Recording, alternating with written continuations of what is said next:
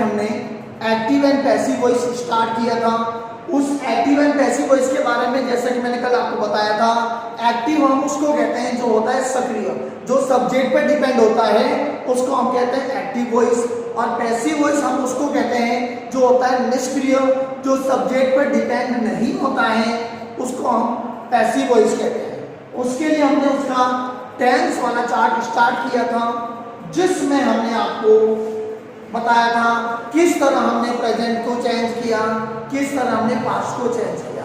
कल आपको बताया गया था कि प्रेजेंट सिंपल में चेंज होता है, ये कहा गया था नहीं, हमें हेल्पिंग वर्ब का ध्यान रखना है। प्रेजेंट सिंपल को हमने प्रेजेंट कंटिन्यूस में चेंज किया था, प्रेजेंट कंटिन्यूस को प्रेजेंट कंटिन्यूस में रहने दिया, प्रेजेंट परफेक्ट को प्रेजेंट परफेक्ट कंटिन्यूस में चेंज किया था, और प्रेजेंट परफेक्ट कंटिन्यूस को हमने चेंज नहीं किया था। उसी तरह पास्ट में चले तो पास्ट सिंपल को पास्ट कंटिन्यूस में चेंज किया गया था, पास्ट कंटिन्यूस को पास्ट कंटिन्यूस में रहने दिया गया, पास्ट परफेक्ट को पास्ट परफेक्ट कंटिन्यूस में चेंज किया, और पास्ट परफेक्ट कंटिन्यूस को हमने चेंज नहीं किया। हमने कल यही सीखा था कि एक्टिव में चाहे कोई भी फॉर्म हो, लेकिन पैसिव में हमेशा थर्ड फॉर्म रहती है। उसी का एक तीसरा रह गया था जिसको हमने कहा था फ्यूचर टेंस। फ्यूचर में क्या है, हम फ्यूचर सिंपल की बात करें तो हमारे पास यदि एक्टिव में विल या शैल के साथ वर्ब की फर्स्ट फॉर्म हो तो उसको हम पैसिव में विल या शैल दोनों में से तो एक लगाते हैं, लेकिन उसके साथ हम बी जोड़कर और वर्ब की थर्ड फॉर्म कर देते हैं।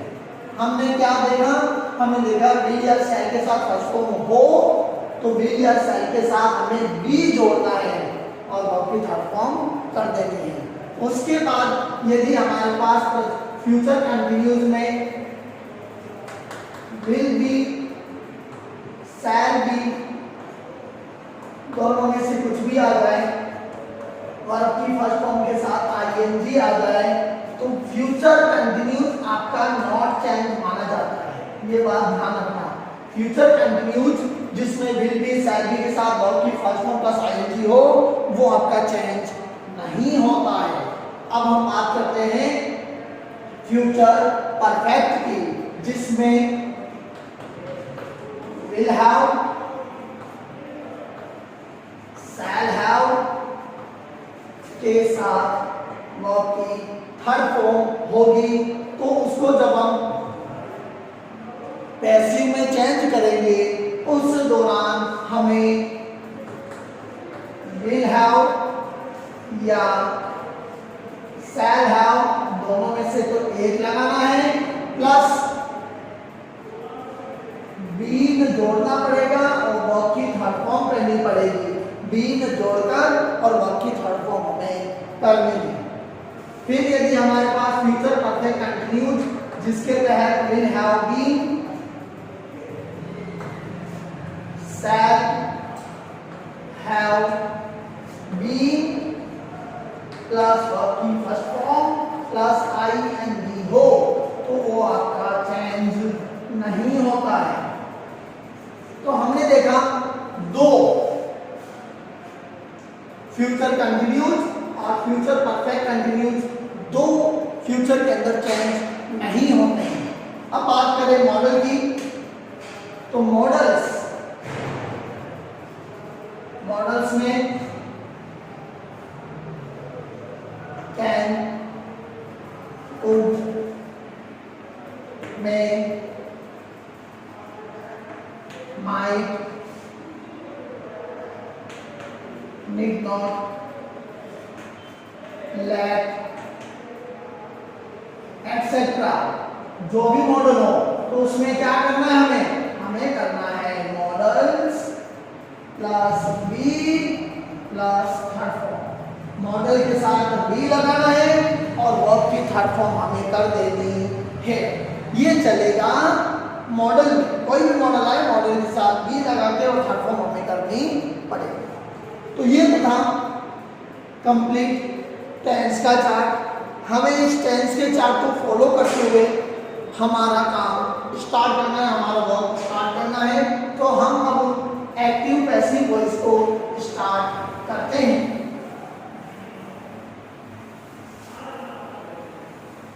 डायरेक्ट इनडायरेक्ट को क्लास में आपको करवा रखा था, इसलिए आपको इजीली समझ में आ गया।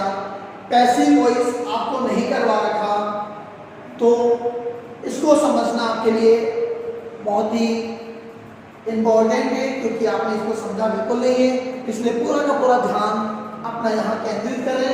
हम शुरू करते हैं first number active passive voice में।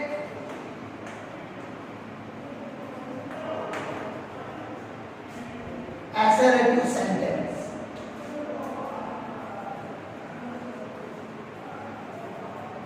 assertive sentence। अब क्या है assertive sentence में, देखें हम हमारे पास क्या होगा, हमें एक्टिव का सेंटेंस दिया जाएगा। ध्यान रखना, assertive sentence में एक्टिव का सेंटेंस हमें दिया जाएगा और उस एक्टिव के सेंटेंस तो हमें पैसिव के सेंटेंस में चेंज करना पड़ेगा। एक्टिव में हमारे पास क्या क्या होता है थोड़ा हम देख लें। एक्टिव में सबसे पहले हमारे पास होगा सब्जेक्ट। सब्जेक्ट के बाद हमारे पास होगा हेल्पिंग वर्ब। हेल्पिंग वर्ब के बाद हमारे पास होगा मेन वर्ब, और मेन वर्ब के बाद हमारे पास होगा ऑब्जेक्ट, और ऑब्जेक्ट के बाद जो भी होगा उसको हम कहेंगे एक्शन। तो इन बातों का ध्यान कर लें कि ये रहती है सेंटेंस के अंदर सीक्वेंस। इन सीक्वेंस से हमारा सेंटेंस चलेगा। केवल सब अपने स्थान पर फिक्स है, कोई चेंज नहीं होता। लेकिन दो कंडीशन ऐसी है, उन दो कंडीशन में हमें हेल्पिंग वर्ब नहीं मिलता। बाकी सभी कंडीशंस में हेल्पिंग वर्ब मिलेगा, लेकिन दो कंडीशन में हेल्पिंग वर्ब नहीं मिलेगा। और वो दो कंडीशन है प्रेजेंट सिंपल वाली और पास्ट सिंपल वाली। प्रेजेंट सिंपल और पास्ट सिंपल, इन दो कंडीशन के अंदर हमें हेल्पिंग वर्ब नहीं मिलता है। क्यों? क्योंकि प्रेजेंट सिंपल में हमारे पास वर्ब की फर्स्ट फॉर्म या वर्ब की फर्स्ट फॉर्म के साथ एस या ईएस, अगर ये कंडीशन आती है तो यहाँ हेल्पिंग वर्ब नहीं मिलेगा। और यदि वर्ब की सेकंड फॉर्म भी आती है पास्ट सिंपल वाली कंडीशन, तो भी हमें हेल्पिंग वर्ब नहीं मिलती है। तो ये दो कंडीशंस का ध्यान रखेंगे हम। प्रेजेंट सिंपल, पास्ट सिंपल, दो में हमें हेल्पिंग वर्ब नहीं मिलेगी। बाकी subject, main verb, object, extra सब कुछ मिलेगा, लेकिन हमें केवल दो कंडीशन में हेल्पिंग वर्ब नहीं मिलेगी। अब हमें करना क्या है, हम जब हमारा एक्टिव को पैसिव वॉइस में बदलेंगे, एक्टिव को जब पैसिव में चेंज किया जाएगा तो क्या करना है थोड़ा हम देख लें।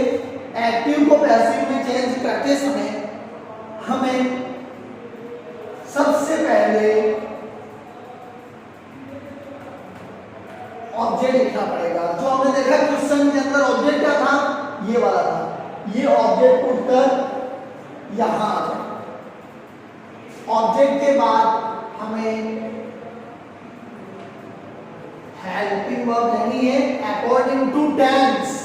जो टेंस का चार्ट अभी आपको लिखवाया गया है उसके अनुसार आपको चलना है, उसके अकॉर्डिंग चलना है। क्या हेल्पिंग वर्ब आई है, उसका चेंज पैसिव में क्या होगा वो लगाना, सेम नहीं लिखनी। उसके बाद हमें लिखना है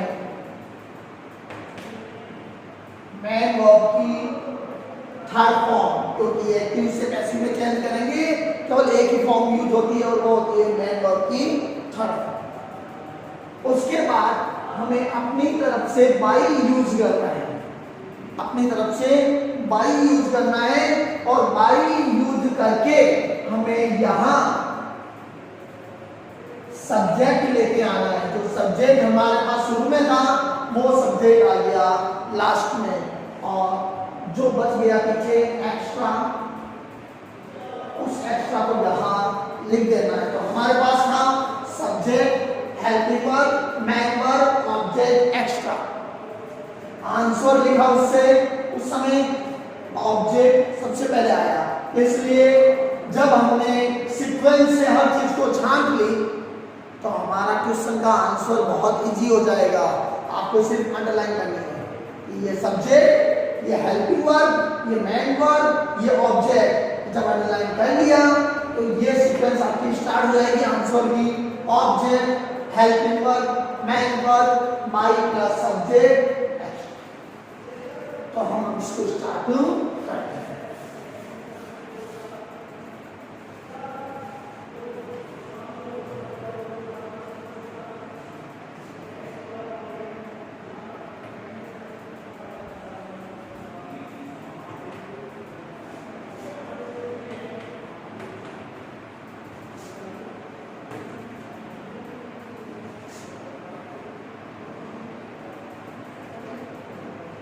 क्वेश्चन है हमारे सामने, Rahul is flying a kite in the ground. हमारे पास subject is helping verb, flying main verb, a kite object, in the ground extra. हर चीज पड़ी हमारे पास जो हमने आपको ऊपर बताई, वो सेम फॉर्मूला चलेगा। Subject, helping verb, main verb, object, extra. लेना क्या है सबसे पहले ऑब्जेक्ट लेना। ऑब्जेक्ट क्या है? ऑब्जेक्ट है ए काइट। तो हमने सबसे पहले आंसर में लिखा ए काइट। ऑब्जेक्ट के बाद हेल्पिंग वर्ब यूज करनी है। यहां था इज। अब इज क्यों आया था? क्योंकि राहुल सिंगुलर सब्जेक्ट था, इसलिए इज आया। अब आंसर में जो हेल्पिंग वर्ब आएगी, याद रखना, आंसर की हेल्पिंग वर्ब ऑब्जेक्ट पर डिपेंड होती है। ऑब्जेक्ट अगर सिंगुलर हो, हेल्पिंग वर्ब सिंगुलर। ऑब्जेक्ट अगर प्लूरल हो, तो हेल्पिंग वर्ब भी प्लूरल मानी जाएगी। ऑब्जेक्ट क्या है? Object A kite. A kite singular helping verb है, सिंगुलर सब्जेक्ट है, इसलिए हमने इज का इज रहे। टेंस की बात करें, इज के साथ आईएनजी फॉर्म आएगी। इज आर एम के साथ, वर्ब की फर्स्ट फॉर्म के साथ आईएनजी हो तो क्या करते हैं हम? इज आर एम तीनों को सेम रखते हैं और आईएनजी को बदलकर आईएनजी का फॉर्म क्या कर देते हैं? बीइंग यूज करते हैं। ये बीइंग यूज किया, क्यों यूज किया? क्योंकि इज के साथ आईएनजी आया था और रूल्स के अकॉर्डिंग, टेंस चार्ट के अकॉर्डिंग हमें बीइंग लगाना पड़ेगा और बीइंग लगा के हम मेन वर्ब की थर्ड फॉर्म, ऑब्जेक्ट ले लिया, हेल्पिंग वर्ब ले लिया, मेन वर्ब की थर्ड फॉर्म। मेन वर्ब है फ्लाई, फ्लाई की third form fly, flew, flown. By के साथ सब्जेक्ट, सब्जेक्ट है हमारे पास Rahul, by Rahul, extra in the ground. तो हमने देखा जिस तरह से हमारे पास फॉर्मूला चल रहा था, हमने उसी फॉर्मूले को फॉलो किया और उसी फॉर्मूले को फॉलो करते हुए हमने हमारा फर्स्ट एग्जांपल किया। दोबारा देख लें, Rahul is flying a kite in the ground. Subject, helping verb, main verb, object, extra. सबसे पहले हमने लिया ऑब्जेक्ट, फिर हेल्पिंग वर्ब इज, आईएनजी आया हुआ था इसलिए हमने यूज किया being, flown like in the form by Rahul in the ground. Second question,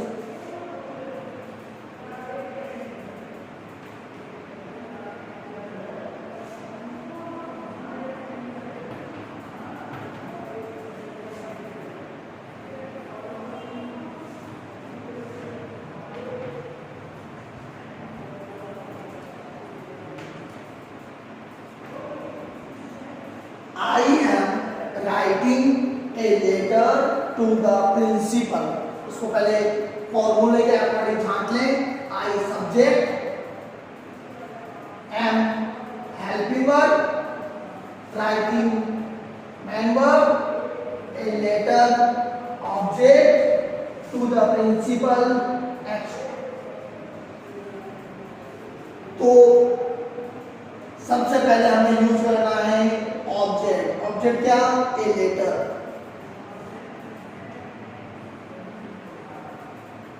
A letter. Helping verb यहां था एम, क्यों? क्योंकि आई सब्जेक्ट था इसलिए एम था। हमें चेंज करना है ऑब्जेक्ट के according. Object a letter, a letter के साथ हम एम यूज ना करके हमने यूज किया इज।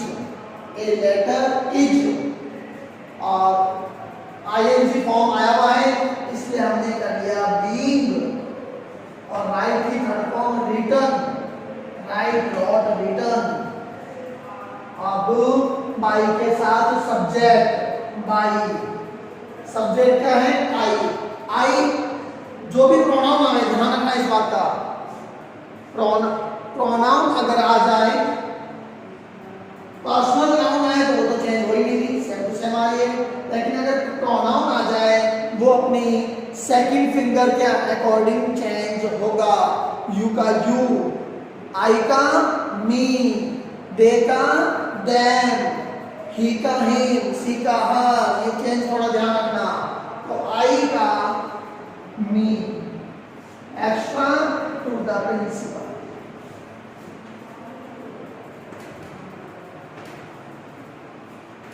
इस तरह सेकंड एग्जांपल भी क्लियर हुआ। आगे देखें।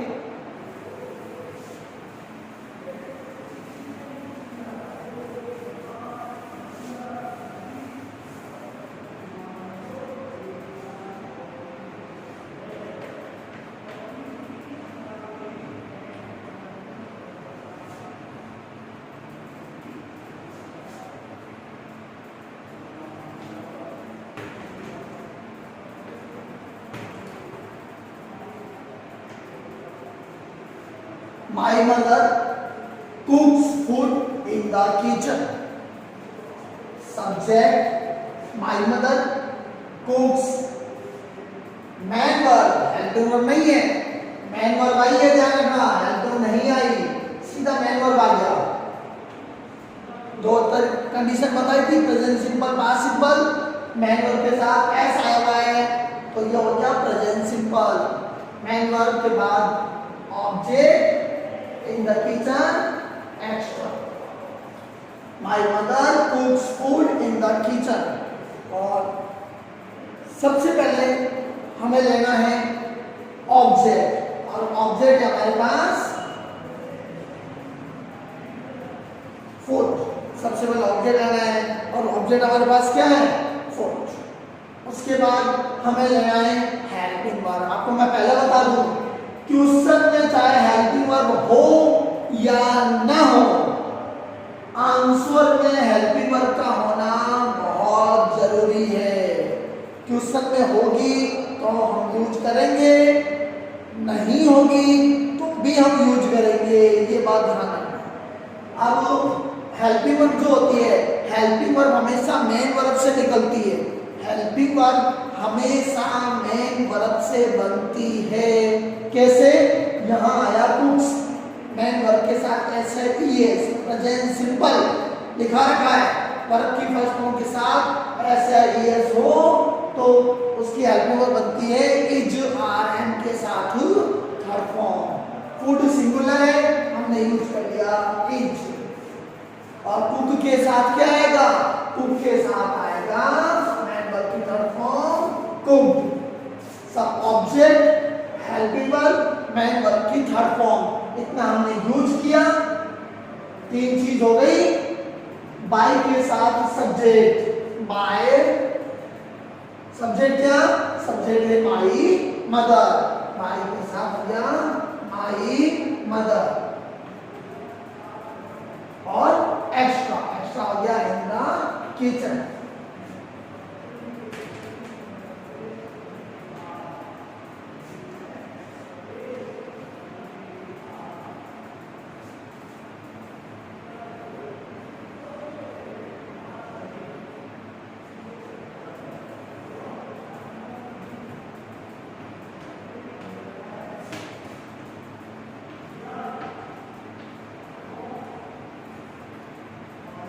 We read books in the library.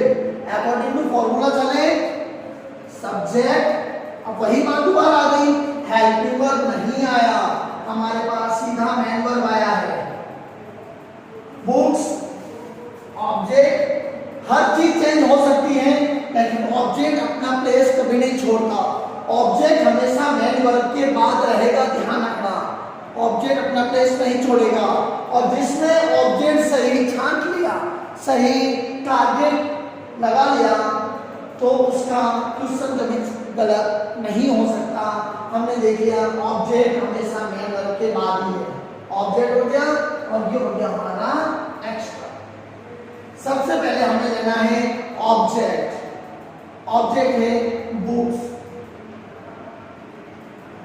Books, यहां आया है रीड, मेन वर्ब की फर्स्ट फॉर्म, प्रेजेंट सिंपल, जो चेंज हो रहा है प्रेजेंट सिंपल प्रेजेंट कंटिन्यूज में, जिसमें होता है एचआरएम के साथ वर्ब की थर्ड फॉर्म।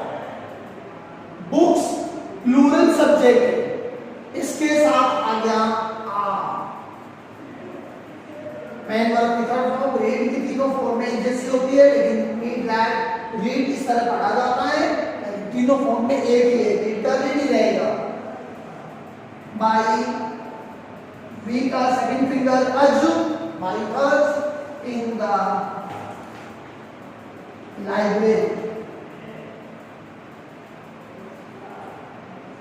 तो ये हमारा नेक्स्ट सेंटेंस कंप्लीट हो गया। अब हम आगे बात करते हैं।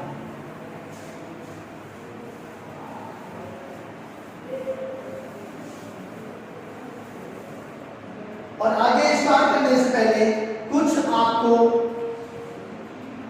बता दूं अनइम्पोर्टेंट सब्जेक्ट के बारे में। अनइम्पोर्टेंट सब्जेक्ट के बारे में थोड़ा मैं आपको बता दूं कि आखिर ये अनइम्पोर्टेंट सब्जेक्ट का रोल हमारे इस एक्टिव पैसिव में क्या है। हम लिखेंगे we don't use unimportant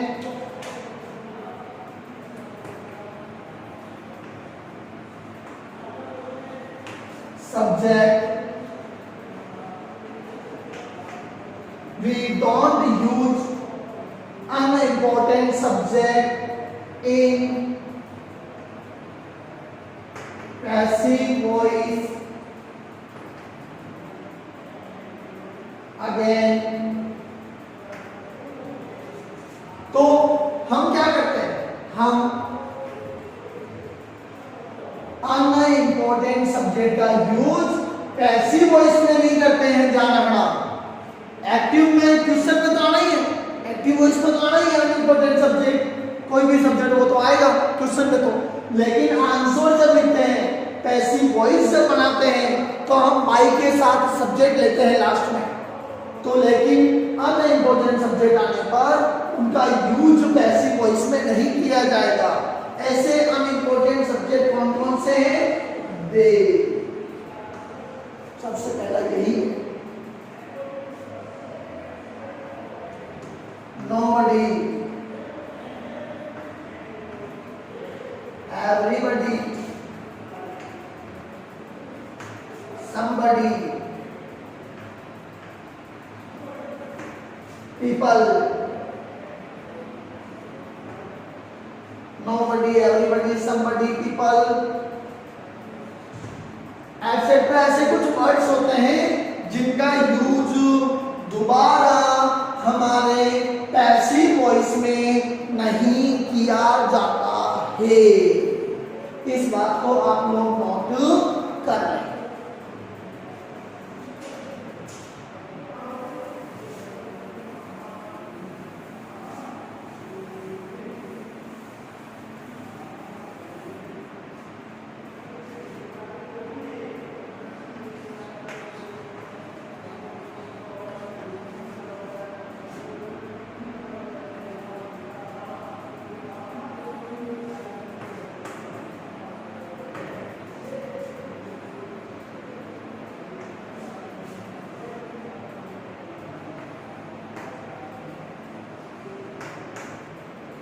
people decorated their houses on Diwali.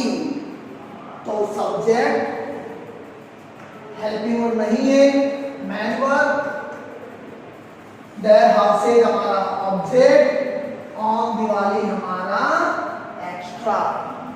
तो सबसे पहले ऑब्जेक्ट यूज करना है और ऑब्जेक्ट हमारे पास है their houses।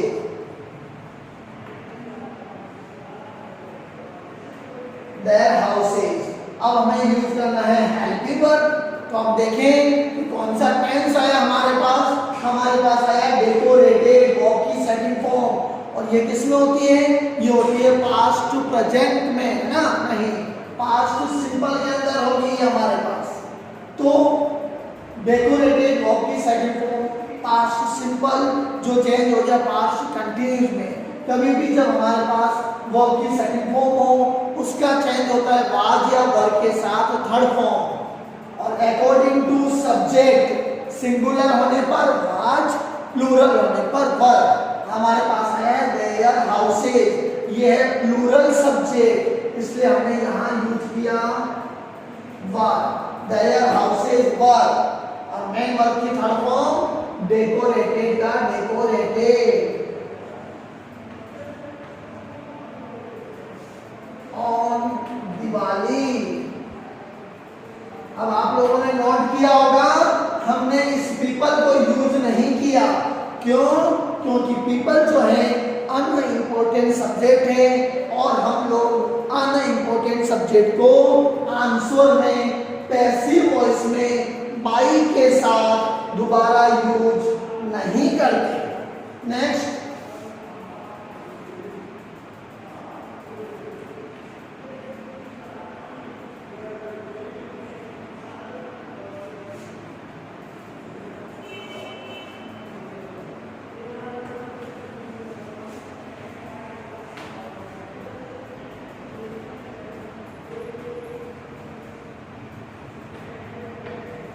I congratulated him on his birthday।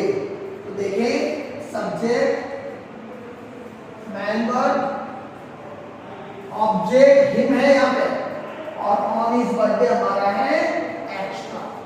तो सबसे पहले ऑब्जेक्ट लेना है। अब जिस तरह प्रोनाउन अगर आता है, प्रोनाउन सब्जेक्ट में हो या ऑब्जेक्ट में हो, वो अपना प्लेस चेंज करने के बाद अपनी फिंगर भी चेंज कर देते हैं। जैसे सब्जेक्ट के प्लेस पर हो, ऑब्जेक्ट में जाते हैं तो चेंज हो रहे हैं, ऑब्जेक्ट से सब्जेक्ट में आ रहे हैं तो भी वो चेंज हो रहे हैं। कैसे? हमारे पास आया है ऑब्जेक्ट हिम। हिम होती है ही की सेकंड फिंगर, जिसको हम यूज कर रहे हैं सब्जेक्ट पर, तो इसलिए हिम का हम चेंज करेंगे ही। अब हम चेंज करना है हेल्पिंग वर्ब। यहाँ आया है कॉन्ग्रेचुलेटेड, वर्ब की सेकंड फॉर्म पास्ट सिंपल, जिसका हो गया ही के साथ वॉच, कॉन्ग्रेचुलेटेड।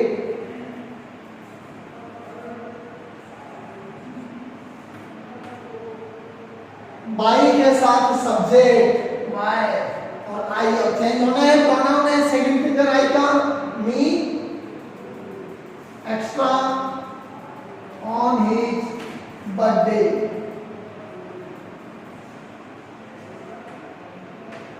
तो ये हुआ क्वेश्चन हमारा कंप्लीट। इससे हमने ये समझा कि जिस तरह सब्जेक्ट ऑब्जेक्ट के स्थान पर जाने पर चेंज हो रहे हैं, उसी तरह ऑब्जेक्ट भी सब्जेक्ट के स्थान पर आने पर चेंज हो रहे हैं।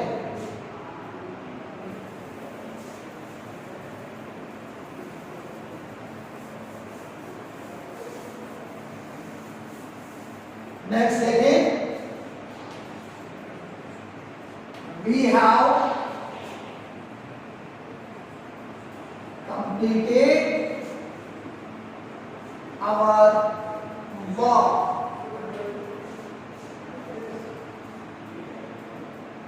तो subject, helping verb, man verb, object, इस पर सब कुछ हमारे पास आया हुआ है। अभी तक दो चीजें हमने देखी थी 2 पॉइंट में, जहां नहीं था, लेकिन अब सब कुछ हमारे पास में है। तो हम सबसे पहले यूज करेंगे हमारा ऑब्जेक्ट, आवर वर्ब ऑब्जेक्ट हो गया। अब हेल्पिंग वर्ब हमें यूज करना है।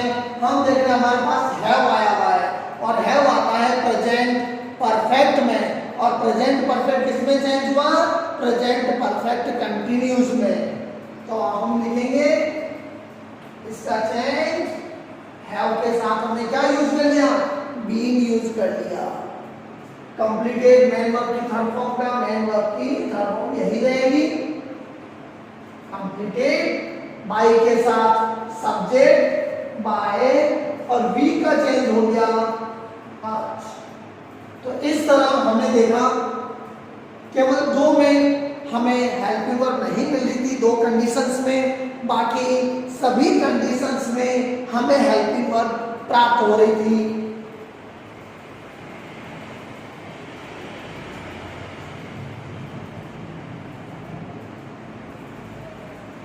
अगला सेंटेंस है पीपल वर पॉइंटिंग